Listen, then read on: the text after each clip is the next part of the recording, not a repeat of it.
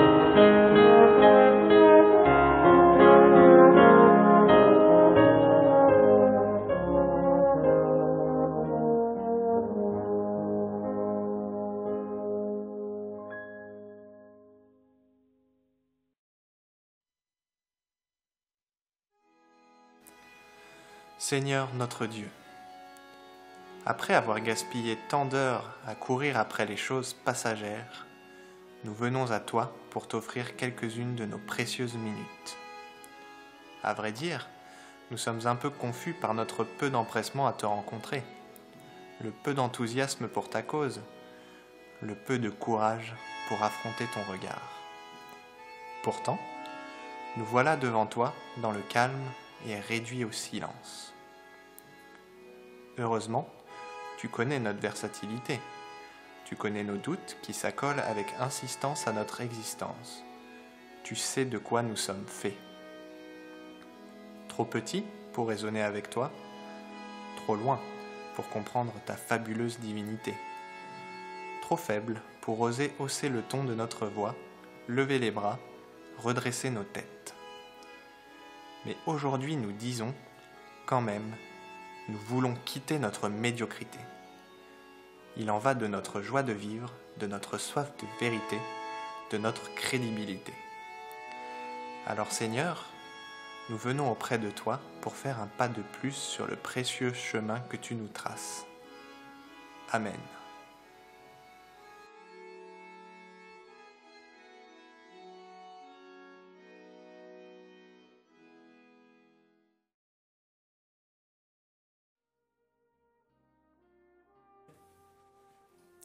Extrait du célèbre Sermon sur la montagne prononcé par Jésus.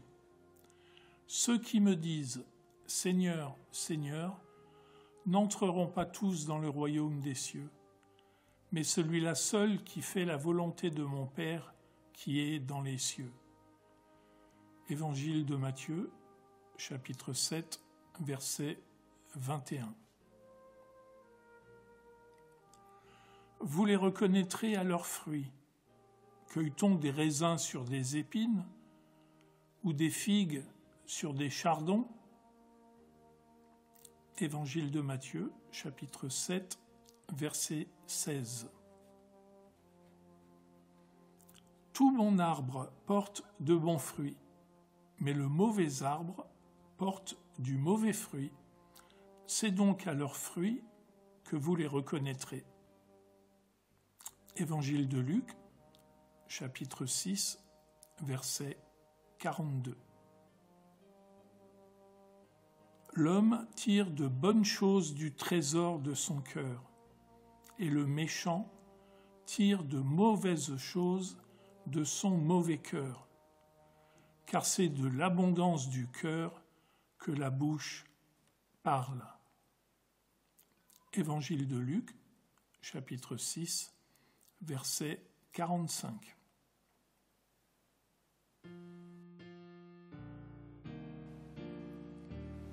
Témoignage d'un sceptique.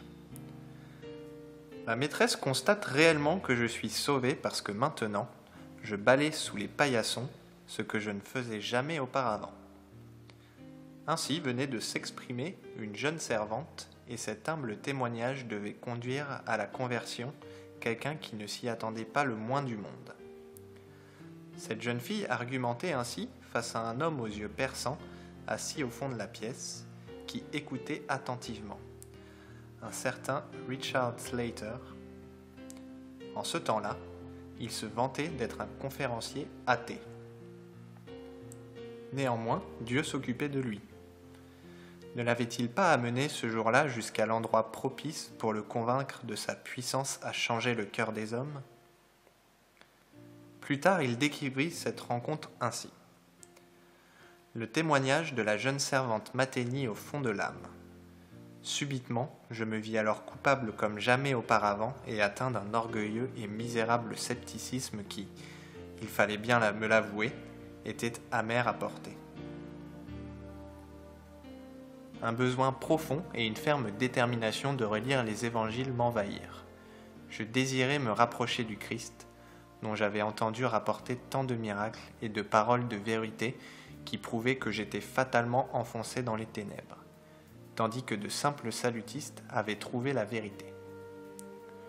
Je n'eus plus de paix avant d'avoir retrouvé ces gens de Regent Hall, une salle de réunion de l'armée du salut au cœur de Londres. Une fois revenu chez moi, j'écrivis dans un journal. Ce soir a été certainement un des plus extraordinaires de ma vie. Et spontanément, une profonde prière de soulagement avait jailli de mes lèvres, et ceci pour la première fois. Suite à sa découverte de la grâce en Jésus-Christ, Richard Slater s'est engagé de tout son être dans l'armée du salut. De par ses compétences spécifiques en matière musicale, il s'est fait surtout apprécier pour ses connaissances et ses talents de musicien, au point qu'il porte communément le titre de « père de la musique salutiste ». En effet, pas moins de 500 compositions de chants sont le résultat de son ministère.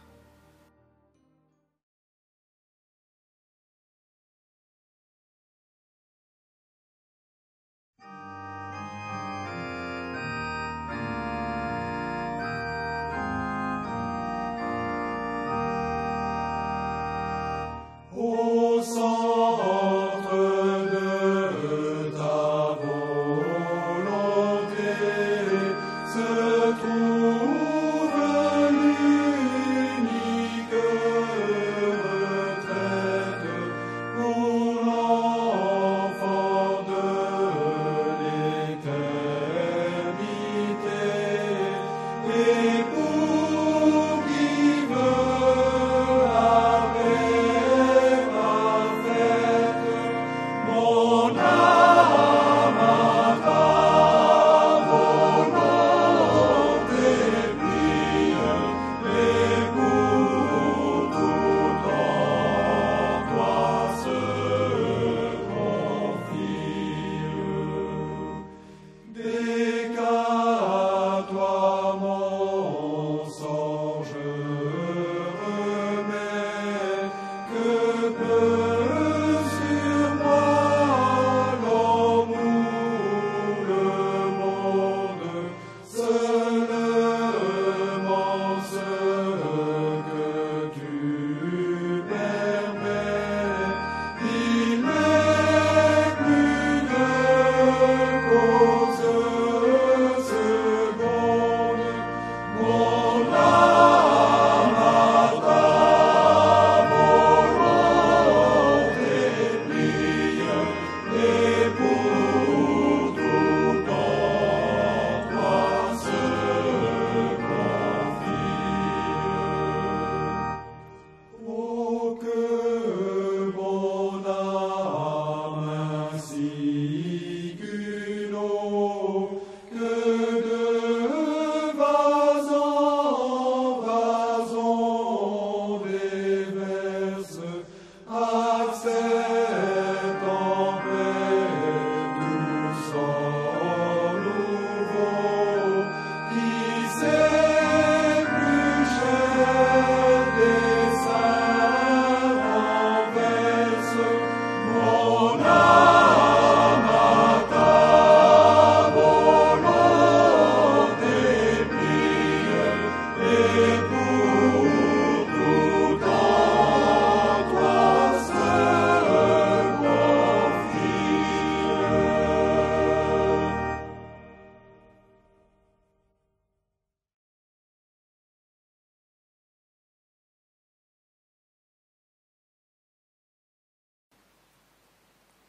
C'est à leurs fruits que toutes les plantes sont axées vers le but suprême, assurer la survie.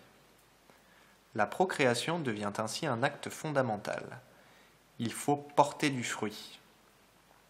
Les unes ont adopté apparemment une stratégie relativement simple, alors que d'autres ont développé des stratagèmes très complexes pour défendre farouchement leurs intérêts. Ainsi, les fruits cristallisent les symboles des choses les plus précieuses et intimes de chaque espèce, que ce soit des odeurs, voire même des parfums, des huiles ou tout simplement des composants délicieusement sucrés. Les fruits ont su ainsi séduire les hommes. Les auteurs des Saintes Écritures nous en parlent avec beaucoup de respect. De nos jours, nous avons à notre disposition un choix énorme de fruits. Non seulement ceux que produisent les agriculteurs de notre pays, mais aussi ceux qui, à notre demande, sont importés de l'autre bout du monde. Ainsi, en France, on peut facilement manger antillais, congolais, indien ou chinois. Des fruits de toutes les couleurs et formes abondent sur les étalages des magasins. Évidemment, il vaut mieux s'y connaître un peu, car agréable à la vue ne veut pas dire forcément agréable à la dégustation. Ainsi, certains sont consommables, mais peut-être trop fades à notre goût. D'autres encore peuvent s'avérer quelque peu désagréables, pourtant capables de relever les saveurs, comme les citrons et les piments. D'accord, il y a aussi des fruits bizarres qui ne servent strictement à rien et qu'on laisse volontiers aux oiseaux. Et puis il y a les plantes qui produisent des fruits contenant des poisons. Ils ne sont consommables qu'après un traitement spécifique. Par exemple l'aké, connu en tant que plat national en Jamaïque. Pas étonnant que les écrivains bibliques aient utilisé cette riche palette de couleurs, d'odeurs et de saveurs pour illustrer des vérités de la vie de piété. Même Jésus nous invite à une épreuve de vérité en jetant un regard critique sur les fruits en tant qu'indicateur de notre conduite. Combien est lamentable le spectacle que nous fournissent ceux qui distillent des fruits contenant un poison caché, à vous envoyer sous peu aux urgences. D'autres, à l'image des plantes, se protègent en piquant par surprise tout ce qui s'approche d'eux, en laissant démangeaisons et cicatrices. Notre vie moderne est marquée par une grande indifférence. Ne produit-elle pas des fruits qui s'offrent à nous mais qui, en définitive, sont sans goût, fades et quelconques, sans caractère, sans conviction, sans engagement? L'Apocalypse de Jean nous parle de comportements ni chauds ni froids. Si nos comportements sont dictés par des influences néfastes, nous n'aurons pas la force de nous démarquer. La tiédeur n'est pas digne du royaume de Dieu. Heureusement, ce constat d'échec est suivi de paroles d'espérance, venant de l'apôtre Paul. Il nous livre, dans sa lettre aux Galates, une touchante énumération de ce qui est connu sous la désignation des fruits de l'esprit. Ce sont l'amour, la joie, la paix, la patience, la bonté, la bienveillance, la foi, la douceur et la maîtrise de soi. Voilà les fruits qui sont agréables à Dieu, et pas seulement à lui, mais aussi profitables à notre entourage dans la vie de tous les jours. Que nous puissions porter des fruits en pleine maturité, avec des couleurs de toute beauté à faire rougir d'envie. Que nous puissions faire la joie du monde, que nous puissions dégager l'envie d'un fruit prêt pour s'offrir, que notre témoignage répande la mystérieuse bonne odeur de Christ. Puissent nos vies être des fruits bio, sans traitement artificiel ou caché, mais dépendant uniquement du seul jardinier de nos âmes, qui sait et qui connaît, mais qui n'hésitera pas à nous bousculer et à désherber pour nous pousser à porter encore quelques charges de plus. Sans doute possible, la vie chrétienne selon Jésus doit être une marche dans la vérité, dans la franchise et dans l'amour. Que Dieu vous bénisse.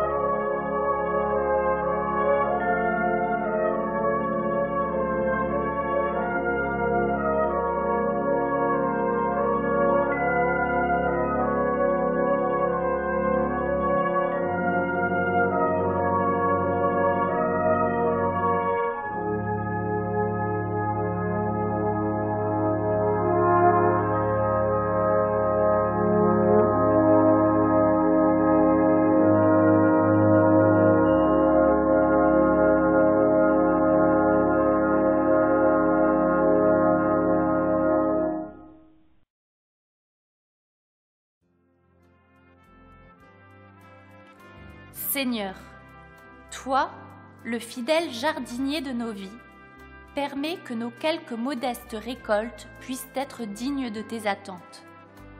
Nous aurions voulu te présenter de beaux bouquets et de belles gerbes, mais voilà, ils sont sur le point de se faner sous nos yeux, par nos fâcheuses habitudes de tous les jours.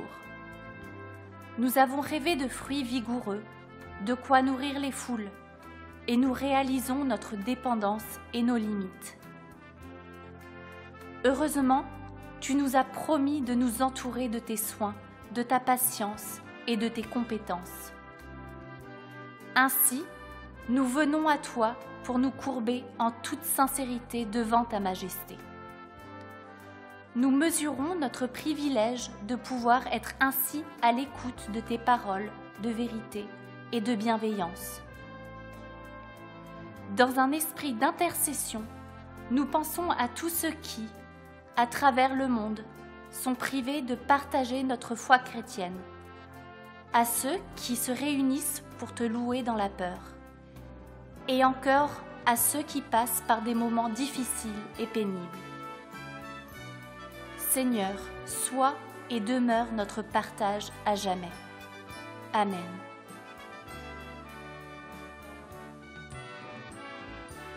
Vous donc, qui êtes avertis sur les conséquences du plan de Dieu pour les hommes, mettez-vous sur vos gardes.